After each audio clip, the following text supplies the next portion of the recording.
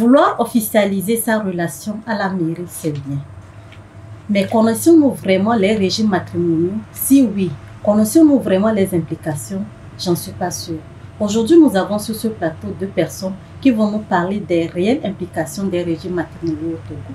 Mesdames et messieurs, bienvenue dans votre émission Le Coin des Femmes. On se retrouve juste après ceci.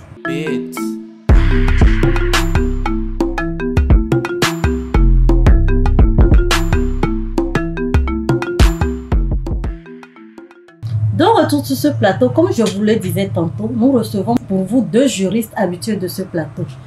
Les nommés Monsieur Maoussi Laba et Monsieur Amenoudo Christophe. Bonjour messieurs. Bonjour madame. Comment vous allez? Bien. Très bien. Nous vous remercions encore de nous avoir honorés de votre présence. Merci pour la confiance renouvelée aussi. Tout le plaisir est pour nous.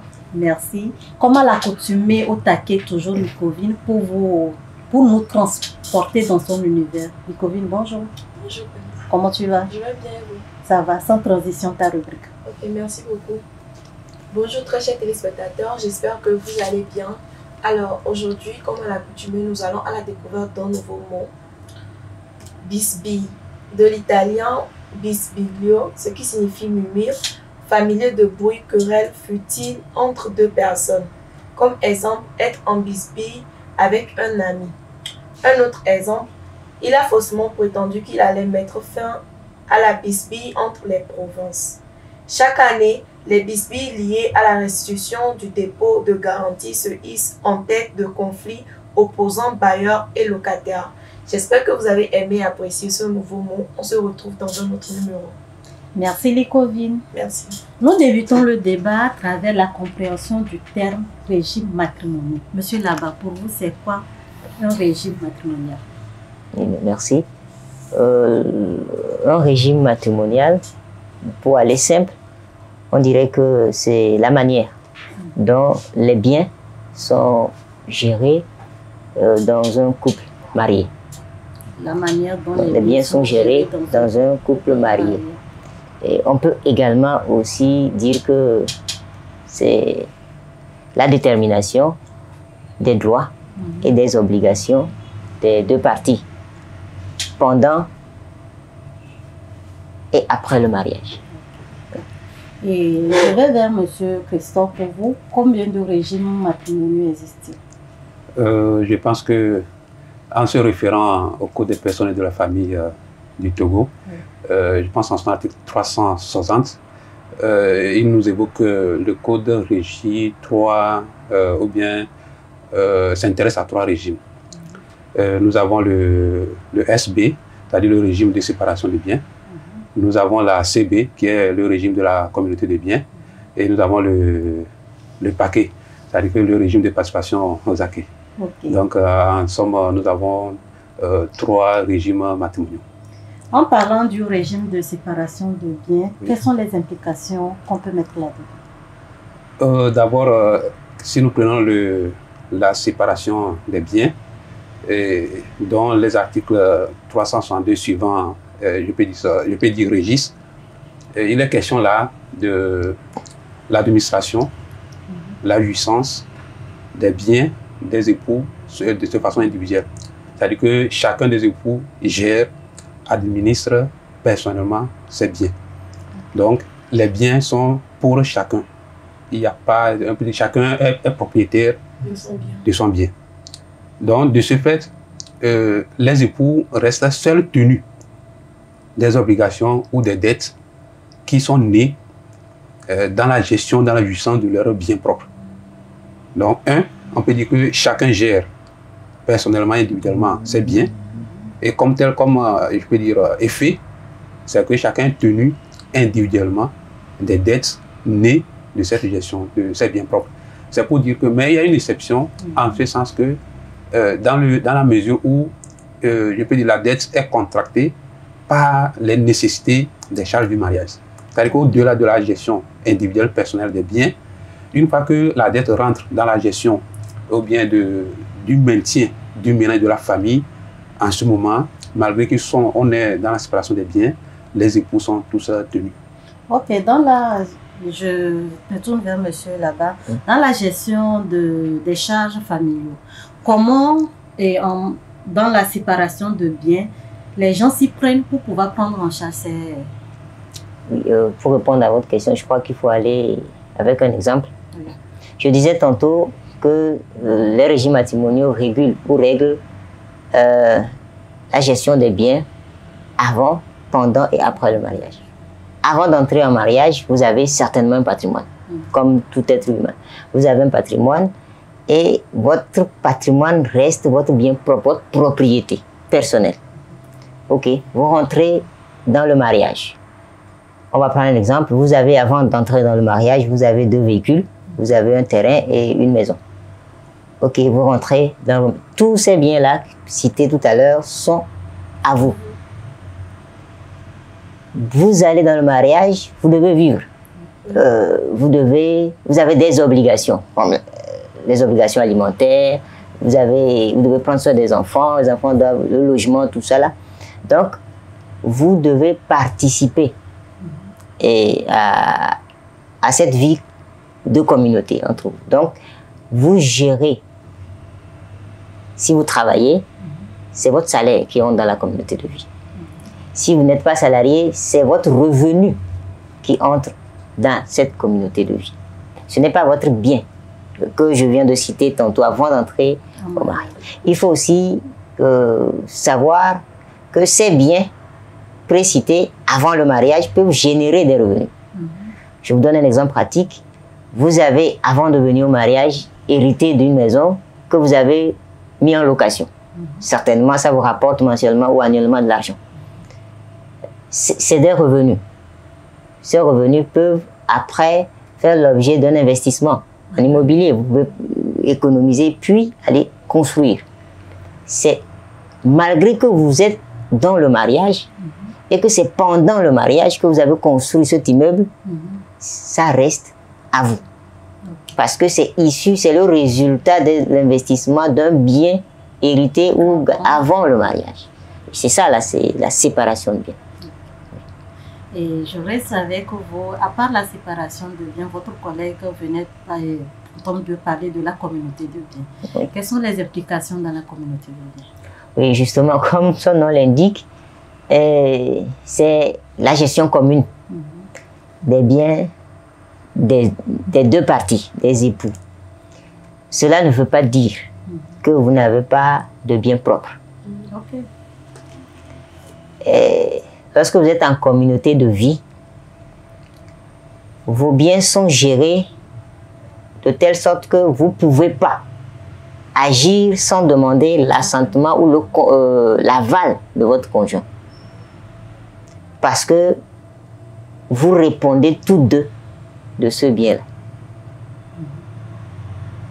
Maintenant, dans tous ces biens-là, vous avez votre bien propre. Madame aussi a son bien propre à elle, que vous mettez ensemble pour vivre. Maintenant, après le mariage, il faut déterminer à qui appartient ceci, à qui n'appartient pas ceci. Et là, il faut justifier. Pendant qu'on était en mariage, c'est moi qui ai construit cet immeuble, c'est moi qui ai acheté, c'est mon bien. Parce qu'il faut justifier. Si vous ne justifiez pas, ça rentre dans la communauté. Ok, j'ai une petite confusion des zones d'ombre. Franchement, exactement. Pas vraiment ça veut dire que je n'ai pas bien expliqué. Donc, vous posez une question, il n'y a pas de souci. D'accord. On est là pour ça. En fait, dans la communauté de biens, avant le mariage, par exemple, j'ai ma moto et mon conjoint a sa voiture. Donc, lors du mariage, on signe la communauté des biens. Oui. Maintenant, arrivé dans le mariage, si dans le mariage, j'arrive à acquérir un terrain, le terrain est en quel nom? En mon nom parce que c'est moi qui l'ai acheté ou bien au nom des deux? Très bien. Vous venez de dire que vous avez une moto avant d'entrer en mariage. Oui. C'est pour vous. Maintenant, vous arrivez dans le mariage, on ne sait pas par quelle alchimie, vous ne l'avez plus dit, mais vous avez un terrain. il peut résulter d'un legs ou d'un don. Vous pouvez aussi hériter, quoi, c'est ce que je veux dire. Donc, si vous héritez, ce n'est pas parce que vous êtes dans la communauté de biens et que lorsque vous héritez, l'héritage rentre dans votre communauté de biens. Non, c'est ce que vous gagnez lorsque vous êtes rentré. C'est le fruit de votre travail. Ouais. La communauté de vie, ça ne vous emporte pas. Ça n'emporte pas vos biens que vous gagnez de votre propre... que vous avez gagné plutôt grâce à votre travail avant le mariage. Non. Non. Donc, si je comprends bien, la communauté de biens, c'est pendant le mariage et oui, non avant. Pas avant. C'est pendant le mariage. Je ne sais pas si M. Clisson a quelque chose à ajouter. Non, je pense que, comme il le disait, vraiment, quand vous l'avez posé la question, c'est normal parce que ça porte confusion. Puisque tantôt, on parle de séparation des biens avec ces exceptions ou ces limites où on est tenu solidairement. Dans la communauté de biens, comme il a su le démontrer, c'est que vous gérez les choses, les biens, d'une manière commune. Et de cette manière, vous êtes tenus solidairement. Et là, on dit que quoi? Les salaires et les revenus acquis à titre onéreux pendant le mariage sont présumés être des biens communs. C'est-à-dire qu'on a dit pendant, c'est-à-dire c'est à part du mariage. C'est-à-dire qu'avant le mariage, ce que vous avez vous appartient. L'exception, c'est comme il vient de le dire, si vous avez acquis le bien par don, par un don, c'est-à-dire par donation ou par succession, le bien reste toujours votre bien propre, personnel. Mais du moment où vous n'arrivez pas à justifier cela, à part ces cas de donation ou de succession, le bien est présumé être de la communauté. Donc c'est ça. Donc ça apporte un peu de confusion, mais c'est comme ça que c'est fait, c'est dit. Donc la communauté, c'est ça. Vous gérez ensemble les choses, vous êtes tenus. Et là, on peut déjà faire une distinction avec la séparation des biens où vous gérez de façon individuelle, personnelle, vos biens, à la limite des charges liées au maintien du ménage de la famille. Et il y a également un lien entre les deux ou les trois régimes toujours, c'est que, quel que soit le régime quand même, il y a l'obligation de contribution, ou bien de maintien de la famille, ou bien des charges familiales, qui fait que, qu'on soit dans l'un ou l'autre des régimes, on a un élément commun entre les régimes, ce qui est la limite par rapport aux charges familiales. Donc la communauté des biens, c'est le fait que vous gérez les choses ensemble, vous êtes tenus, à l'exception des biens que vous avez acquis avant le mariage, pendant le mariage, mais par donation ou par succession. Ok. S'il vous plaît, est-ce qu'on peut signer deux régimes à la fois? Merci pour cette question. C'est une très belle question, j'avoue. Il faut dire que on ne saurait signer deux régimes à la fois, ou bien on ne peut pas opter pour deux régimes à la fois lors du mariage. Et il a dit, avant le mariage, on devait en réalité déclarer l'option sous laquelle on se marie. Donc, malgré qu'on ne peut pas opter pour deux régimes à la fois, on a une possibilité quand même d'en modifier ou d'en changer. Et là, pour le faire, je peux dire qu'il y a 2 ou 3 conditions qui ne sont pas peut-être cumulatives, mais c'est qu'il faut avoir passé 2 ans d'application effective du régime choisi.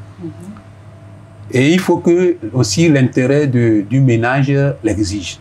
Je peux donner l'exemple où peut-être que si le monsieur, dès le départ, s'était marié avec le régime de séparation des biens, ou peut-être avec la monogamie, s'il advenait que le monsieur, malgré qu'il a opté pour, bien vous avez opté pour la monogamie, il a trouvé bon de trouver encore une compagne, bien quelqu'un une autre qui peut aider la première, là on tombe de fait dans la polygamie.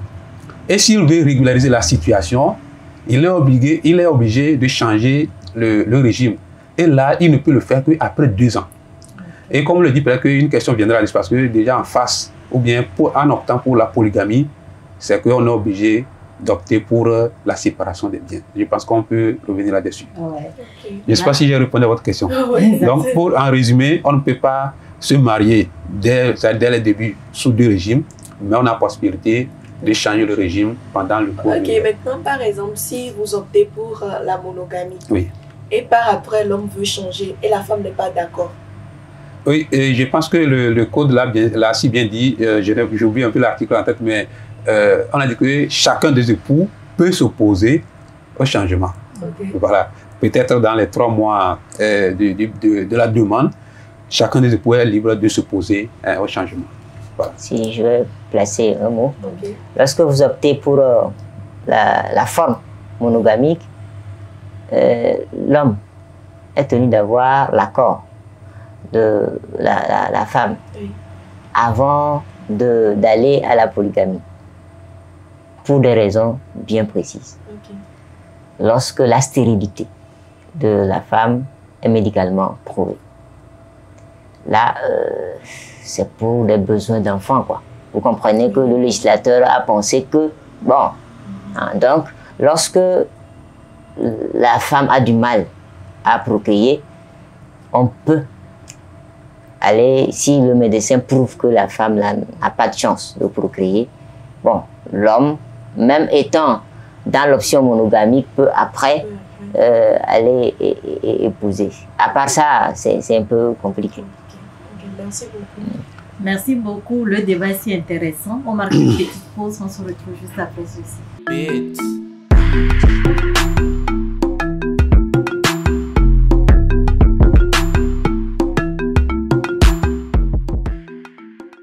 De retour sur ce plateau, nous continuons nos échanges à travers la prochaine question. Dans un couple, par exemple, de communauté de biens, il advenait que l'un des conjoints décède. À qui revient maintenant l'héritage ou bien tout ce qui a été conçu, tout ce qui a été acquis dans le mariage? Monsieur Laba. Bon, on est d'accord que nous sommes entre 2 personnes mariées. Si vous êtes marié, bon, on rentre dans la succession.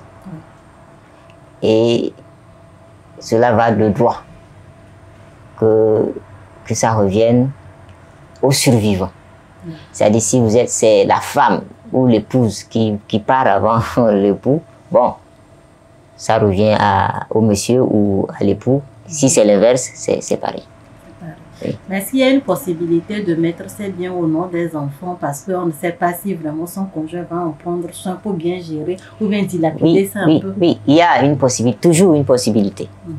Parce que de son vivant, ça c'est ce que je viens de dire, c'est ce que la loi dit à l'absence de prévision du défunt.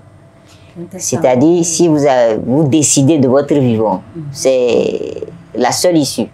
Vous faites un testament qui répartit votre bien.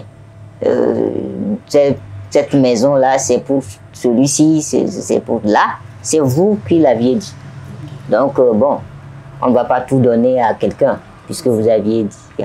Mais si vous dites rien, que vous partez, bon, on va appliquer. Je rappelle que le législateur ne vient pas prendre la place des partis. C'est vous qui décidez en premier de ce que vous allez faire de votre mariage. Les charges, tout, c'est vous qui décidez. Bon, si vous ne décidez pas, on sera obligé de vous appliquer ce que le Togo a pensé bon pour vous. Ok. Monsieur Christophe, lors d'un mariage de communauté de biens et de monogamie surtout, par après, le monsieur a une maîtresse dehors et a des enfants. Est-ce que les enfants là sont habilités à hériter des biens d'un conjoint si celui-là venait à décéder? Je pense que cette question relève ou est régie par la succession et nous avons des règles spécifiques pour la succession.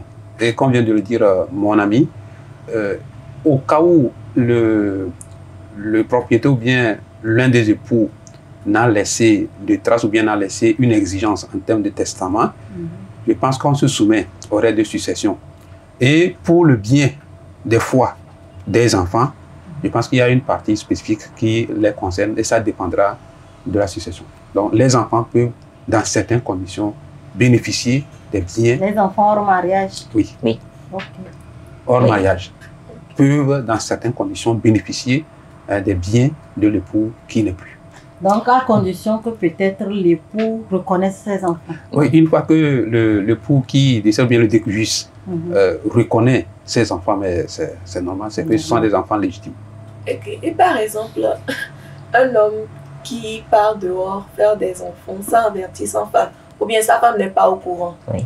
et par après l'homme décède, et c'est la maîtresse maintenant qui vient avec les enfants, Oui. que cet homme-là a fait des enfants avec moi. Oui. Comment on peut gérer ce cas? Oui, je pense que c'est un peu délicat cette question et le cas. Et là aujourd'hui, parce qu'il n'y a pas le monsieur qui est là pour peut-être attester, approuver, mais nous avons aujourd'hui la grâce à l'évolution technologique quand même, ou par d'autres moyens, je peux même juridiques, en mesure de prouver si vraiment il y a une affiliation entre les enfants là et peut-être le décugiste. Donc si tel est le cas que les résultats ont prouvé que vraiment les enfants ont un lien, sont affiliés au monsieur, mais voilà. Donc c'est ça. C'est un peu délicat, mais ça, ce n'est pas non plus impossible. Oui, il faut savoir que lorsqu'on parle des époux, les enfants n'ont rien à voir avec ce que vous faites dans le mariage. Qu'il soit légitime ou pas, je parlais de l'enfant, il hérite. C'est automatique. Du moment où, comme vous l'aviez dit, l'enfant est reconnu comme tel, c'est-à-dire c'est l'enfant de tel monsieur, c'est tout. Que la femme soit mariée, que la femme ne soit pas mariée, que l'enfant soit hors mariage, que l'enfant ne soit... Non, on veut protéger l'enfant. L'objectif, c'est de protéger l'enfant. Puisque, qu'est-ce que lui-là fait dans tout ça? Ok. Et si c'est la communauté de biens? Normalement, c'est à la femme de décider si les enfants vont bénéficier ou pas. Non. Quand nous avions dit tantôt que la communauté de biens n'enlève en rien des biens propres. Ok. Chacun a des biens avant de venir dans le mariage. Maintenant, mais c'est plein de femmes qui n'ont rien aussi. Mais tu sais, c'est plus facile à un homme d'accepter une femme pauvre qu'à une femme. C'est évident. Hein. Vous trouvez facilement l'évident. donc dans un foyer polygame, donc que le monsieur meurt, généralement la famille est au courant qu'il a tiré ailleurs, qu'il a 2 enfants ailleurs, mais peut-être c'est la femme qui n'est pas informée, où on peut procéder à des tests ADN. Or, il faut aussi prouver peut-être la communauté de vie. Bon, le monsieur, peut-être deux fois quand il quitte le boulot, c'est chez toi, il vient, avant de partir à 20h. Tout le monde sait que vous êtes ensemble.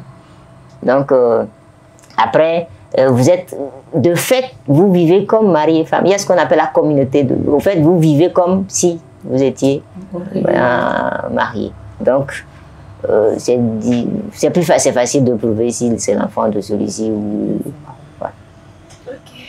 Ok, c'est un peu délicat. Mais le troisième régime, pourquoi on n'en parle pas souvent?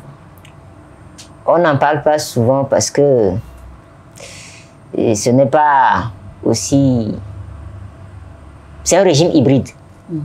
C'est un régime intermédiaire entre la séparation de biens et celui de la communauté. Pourquoi on ne le choisit pas? Parce qu'on n'a pas peut-être les informations nécessaires et le nom même est compliqué, et la participation zaké, mais bon, il faut comprendre. Alors que quand on parle de la séparation de biens, tout le monde sait que, au fait, c'est ça que je veux. On parle de communauté, oui, le pauvre dit que c'est ce régime qu'il veut. Lorsqu'on parle de... Le riche veut que... Vous comprenez? Oui, en fait, c'est par rapport à ce que tu as, au fond. Mais quand la participation zaké, tout le monde réfléchit, c'est quoi? En fait, c'est un régime hybride qui dit que vous avez tous vos biens ensemble lorsque vous êtes mariés. Et vous comprenez que en disant ça, il y a des exceptions. Avant de rentrer toujours, vous avez vos propres biens que vous venez ajouter à un bien que vous allez acquérir pendant le mariage. Donc, moi, je vois mal. Et si les autres, c'est plus facile parce que bon, on distingue bien les choses. Ici, moi, je l'appelle le régime 50-50. Okay. C'est-à-dire, on divise. Ça peut ruiner quelqu'un. C'est-à-dire, bon, le pauvre adorerait ça, hein. Mais le riche n'en voudrait jamais. C'est un peu difficile. C'est un peu difficile. Donc, on ne l'utilise pas par méconnaissance ou par pure prudence. Ok. Moi, je pense. Ok. Je ne sais pas si M. Christian a quelque chose à ajouter là-dessus. Non, oui, mais pourquoi on n'en parle pas tant souvent? Il a bien dit, est-ce qu'on a l'information? Et d'abord, même quand on parle de ces régimes, pourquoi devons-nous choisir un régime? Mais chacun a une intention. Et en raison de ce que le danger que l'autre représente pour l'autre, ça c'est un. Oui. En raison de l'intérêt que chacun poursuit, et comme le dit bien un adage juridique, que chacun est le meilleur juge de ses intérêts, on l'a dit tout à l'heure, que ce soit l'épouse qui peut-être est dans une situation socialement moins favorable que l'homme, tout à l'heure elle va vouloir un régime de communauté de biens pour qu'elle en profite autant, elle en a de même pour l'homme. Mais au niveau de la participation aux acquis que j'appelle le paquet, c'est que quoi? C'est que, comme il a dit, c'est une combinaison des deux premiers régimes. La séparation, la SB et la CB. Et l'article, je pense, 396 là, bien dit que quoi? Pendant le mariage, vous vivez comme si vous êtes sous le régime de séparation des biens. Ok, pendant le mariage. Pendant le mariage. À la dissolution du mariage, après le mariage, on vous prend sous le régime de communauté de biens. Bon, là, vous conviendrez avec moi que d'abord, il faut être un averti et savoir les mobiles ou les intentions que nous avons derrière pour opter à ce genre de choses. Pourquoi devons-nous vivre comme si on était en séparation de biens quand on était ensemble et après être comme, c'est-à-dire se voir appliquer. Donc, ça devient une question plus technique. Et peut-être seuls les avertis ou ceux qui ont peut-être d'autres mobiles qu'on peut ici ignorer, peut-être peut opter. Donc, d'abord, c'est compliqué. C'est compliqué, comme l'a dit, donc c'est ça. Et tout à l'heure, comme mon ami l'expliquait, bon, on dit séparation, tout le monde connaît un peu le terme. On dit communauté tout à l'heure, bien qu'on a des choses encore plus approfondies, tout à l'heure, au moins, le verbe, on le comprend. On a une présomption de comprendre, c'est ça. On n'a pas compris, on présume comprendre. Donc, la séparation la participation de la caisse, c'est parce qu'on n'a pas trop l'information là-dessus. C'est pourquoi on n'en parle pas autant. Et rarement, je ne sais pas, on n'a pas une statistique, mais peut-être si on questionnait tout à l'heure le juge matrimonial, je pense qu'il nous dira assez long que le taux des époux qui sont mariés sous ce régime vraiment serait vraiment minime. Pour ne pas dire inexistant. Non, vous savez, comme l'avait dit mon ami tout à l'heure, je pense qu'il est dans la prévoyance. Et c'est vrai que des fois, on essaie de faire des situations qui ne se passent encore pour prévenir. Et soit, c'est aussi tirer des habitudes, des pratiques.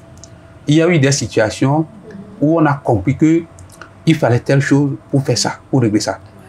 Donc souvent, vous savez que le droit ou bien les lois se légifèrent souvent selon soit en fonction des pratiques. Et souvent, on a dit que la pratique dévance le droit. C'est-à-dire que c'est au vu au su d'une pratique que le législateur prend le temps d'analyser et de canaliser pour dire, mais on a vu les citoyens se comporter ou bien vivre de telle sorte, est-ce qu'on peut essayer de réglementer? Donc, peut-être c'est né peut-être d'une pratique qui aujourd'hui peut-être n'est plus à la mode ou bien peut-être selon les communautés. Donc, on l'a inclus parce que ça peut quand même servir à d'autres. Par exemple, il y a d'autres personnes, parce qu'ils ont choisi tel régime, ils se ressaisissent en fait. Par exemple, il y a certaines personnes, il y a des disputes qui arrivent dans le couple. Mais déjà, tu vois que quand tu veux procéder au divorce, tu as tel risque, tu reviens à la maison, tu réfléchis, tu dis pourquoi ne pas résoudre ça à l'amiable entre le couple. Vous allez comprendre, si vous suivez l'actualité, vous comprenez que on a plusieurs stars qui sont ruinées, qui ont vu leur bien partir entre les mains de leurs épouses, juste parce que, au départ, l'amour aidant ou bon, on n'a pas été suffisamment prévoyant, on se retrouve à la fin avec rien. Alors que tout porte à croire que c'est le fruit de votre travail, c'est vous qui avez bâti financièrement le patrimoine de votre foyer. Mais la loi, c'est la loi. Vous avez choisi ben, si on va diviser, on divise. Si on va tout remettre entre les mains de la dame, on remet. C'est ce qui arrive très souvent peut-être à nos frères de l'autre côté en Europe ou en Occident, où vous voyez quelqu'un qui passe sa vie, par exemple, éboué, a été ruiné à la suite de son divorce. Donc, c'est très important le choix. Lorsque vous êtes entrepreneur, par exemple, vous êtes businessman, vous devez vraiment réfléchir au choix. Parce que lorsque vous devez à quelqu'un, en tant qu'entrepreneur, le choix de votre régime permet ou non à votre créancier de vous poursuivre jusqu'au bien de votre famille. Okay. Si vous choisissez la séparation, si vous choisissez la communauté, si vous choisissez la participation, ça lui permet. Mais vous devez vraiment être conseillé lorsque vous manipulez l'argent. Si vous êtes vraiment quelqu'un qui est dans le monde des affaires, vous devez vraiment réfléchir. Des fois, ce n'est pas contre le conjoint ou la conjointe, mais c'est stratégique. Et je pense que des fois, il faut forcément l'expliquer à l'autre que lorsque je choisis, par exemple, la communauté de biens, c'est par rapport à ceci, par rapport à mon business. Lorsque je choisis la séparation, c'est par rapport à ceci, parce que ça me protège, ou ça nous protège nous deux. Oui. Parce que du jour au lendemain, vous serez ruiné. Ouais. Vous serez ruiné juste parce que le monsieur, bon, est endetté dans son business. Donc on est obligé, le créancier, lui, il doit poursuivre. Puisqu'on dit que vous êtes solidaire. Si vous êtes solidaire, la femme ou l'autre répond des dettes. Donc on viendra poursuivre les biens de la famille, alors que la femme n'y est pour rien. Mais est-ce qu'il y a un moyen de répertorier les biens avant le mariage et après le mariage? Parce que oui, on peut faire un inventaire, là, peut-être faire un testament déposé. Exactement. Il y a un moyen. En principe, ce qu'on n'a pas l'habitude de faire. Pour faire un mariage, vous devez préalablement aller voir monsieur le notaire pour vous faire délivrer un certificat. Lui, il répète vos biens. J'ai 2 véhicules, j'ai 3 terrains ici, on fait tout ça là. Et c'est ce certificat que vous présentez le jour de la célébration à monsieur l'officier. Là, on voit. Je l'ai acquis avant le mariage. Mais bon, honnêtement, dans la pratique, peu de gens, c'est seulement les avisés qui le font. Peu de gens font ça. Mais c'est après qu'on se dit, oui, avant que je n'arrive, j'avais ce terrain-là, ce truc-là. Maintenant, vous dites de justifier, vous ne justifiez pas. Et comme on l'a dit plus haut, ben, si vous n'arrivez pas à justifier, ça rentre dans la communauté. Ok, maintenant, nous qui sommes des profanes, par exemple, je vais à la mairie, on me parle de communauté du bien. Je sais que communauté, mais je ne connais pas vraiment les implications. Séparation, oui, je connais séparation. Ça aussi, on dit bien le 3e régime. Participation aux acquets. Participation aux acquets. Je suis le temps. Est-ce que la loi a prévu au moins de choisir pour nous un régime? Pour vous? Oui, par exemple, si je n'en sais rien, moi-même j'ai du mal à en choisir. Ok. Mais comme nous vous l'avions dit, on l'a déjà dit plus haut, parce que vous avez 3 choix, 3 régimes. Si vous ne choisissez pas, ben, le droit choisi ou la loi choisie pour vous, c'est la séparation de biens. C'est la même chose lorsque vous ne choisissez pas la forme de mariage. C'est la monogamie. Oui. Et je crois qu'on... Pour continuer, préciser, l'officier de l'état civil a l'obligation de vous citer tout ça, de vous parler de ça. Le jour du mariage, il doit vous briefer, il ne va pas faire un cours non plus. Ouais, c'est juste vous briefer. C'est à vous d'aller chercher. Je veux rentrer dans le mariage. Monsieur, si vous avez un jury, vous avez allez vous faire conseiller. Je veux rentrer dans un mariage. Qu'est-ce que je fais? Il vous conseille. Vous lui exprimez vos besoins et on va vous conseiller. Ouais. Alors, monsieur, quel régime vous conseillez aux jeunes qui veulent se marier? Bon, on va aller au cas par cas. Si j'ai un conseil, moi-même, je suis jeune. Donc, je pense que ça dépend de votre vie. Ouais. Ça dépend du choix que vous voulez.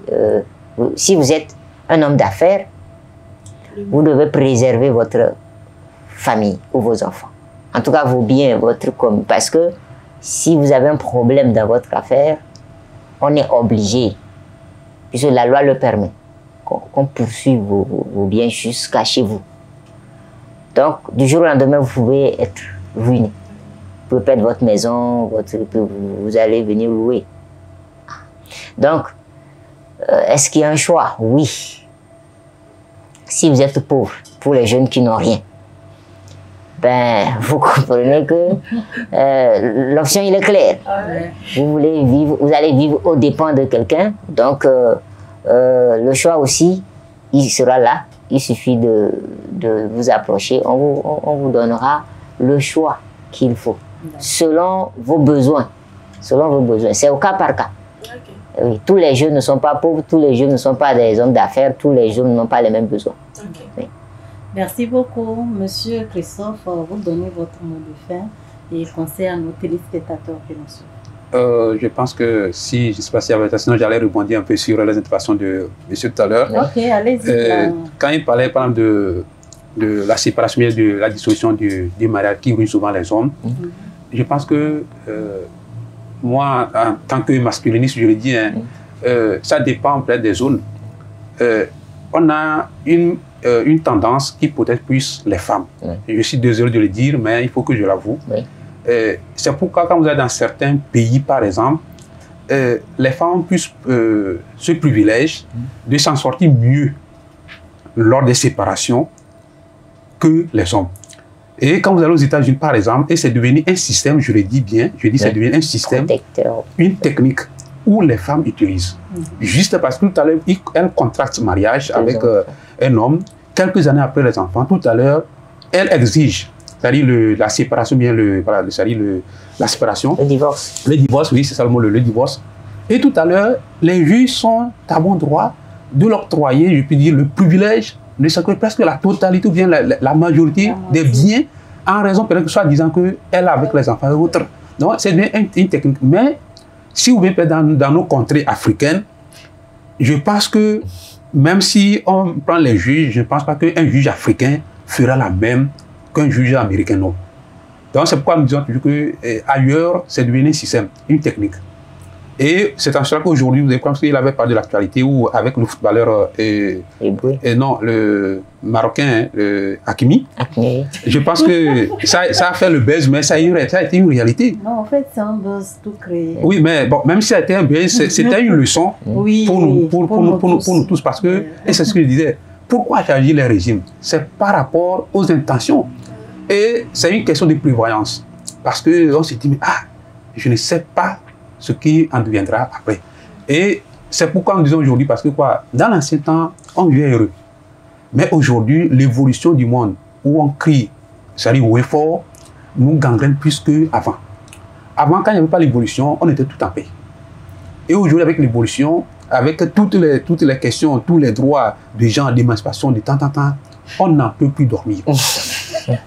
Et tous ces éléments, ces phénomènes plutôt, nous compliquent la vie. Donc, vous voyez, donc, moi, c'est un peu malsain, mais ça fait mal parce que presque partout quand vous allez, la femme a tendance à gagner. Et c'est une surprotection. Il y a un déséquilibre dans la protection. Il y a une surprotection de la femme contre les hommes. C'est ce que nous dénonçons. Et je pense qu'à la lutte vont les choses, on risque de tourner en rond parce que les hommes, les masculins ne se laisseront pas faire. Et on se pose la question jusqu'où irons-nous? Donc, on risque de retourner la tendance. Je crois que c'est votre point de vue, l'émancipation, certes, mais la bonne émancipation. Bon, en tout cas... La bonne émancipation, parce qu'on a eu à faire un débat dessus, c'est vrai, s'émanciper, certes, mais la bonne émancipation. Donc, je pense que c'est ça. L'émancipation, c'est pouvoir équilibrer les droits, parce que tout homme a ses droits et ses devoirs. Voilà, donc c'est ça. Maintenant, par rapport peut-être à un moment de fait, je dirais que, en toute chose, il faut avoir un conseil. On n'est pas censé tout connaître. Je suis ici juriste, je ne suis pas un médecin, quelqu'un de la médecine. Si j'ai un mal de mon corps, il faut que je consulte quand même un spécialiste. Donc, face à ces situations, il faut qu'on consulte. On n'a pas l'habitude, ce n'est pas de nos habitudes d'avoir des spécialistes. Et cela, ça a raison, hein, ce n'est pas fait ex nihilo. Ça a raison, mais je pense que, vu l'évolution du monde, ce que nous font subir maintenant, la question du genre, surtout féminine, je suis désolé, mais je pense qu'il faut faire attention. mais prévoyez aussi l'avenir de la famille. Donc, tout dépend de nos ambitions, de l'amour. Oui. On peut se dire que, bon, quel que soit les cas, j'accepte perdre. Et là, dans cet élan, on peut opter pour tout. Et si ça vient, d'accord, ça ne vient pas, Dieu merci. Okay. Voilà, donc beaucoup d'attention. Merci, monsieur Christophe. Monsieur Lava. Oui, moi je pense que c'est difficile, mais c'est possible. Il a évoqué par exemple le cas d'Akmi. Il y a une question qu'on peut se poser. En tant que juriste, on se demande, puisque quand les biens quittent le foyer ou la famille, ça rentre dans le patrimoine de la maman. Est-ce que la maman a un seul fils? Parce qu'entre-temps, si elle perd la vie, si elle meurt, son patrimoine devait être partagé entre ses enfants, c'est-à-dire les frères et sœurs. Est-ce qu'Akmi est seul? Est-ce qu'Akmi accepterait que lui, son bien soit partagé entre ses frères et sœurs? On n'en sait rien. C'est-à-dire qu'il est en train de fuir la femme pour aller venir. On peut faire aussi ce choix parce que tout le monde comprend pendant 20 ans de sa vie, c'est sa famille qui l'a supporté et non une femme qui vient passer 6 mois avec toi, 1 an, après puis divorce, il prend tout, elle prend tout. C'est vraiment, vraiment compliqué. Et d'où la nécessité de réfléchir, de mûrir forcément sur le choix de votre régime si vous voulez vraiment vous marier. Oui. Merci beaucoup, messieurs. Ce fut un débat très riche. Moi, personnellement, j'ai beaucoup appris. Donc, je vous dis grand merci pour les apports que vous nous avez donnés. Ce fut un plaisir. Nous sommes arrivés à la fin de ce numéro. Nous espérons que vous allez apprécier, comme nous, on a eu un plaisir d'apprécier les échanges avec nos invités. Restez toujours des nôtres, likez, commentez et abonnez-vous à la page KG Afrique TV. On se dit à la prochaine. Restez toujours focus sur vos objectifs. Bye.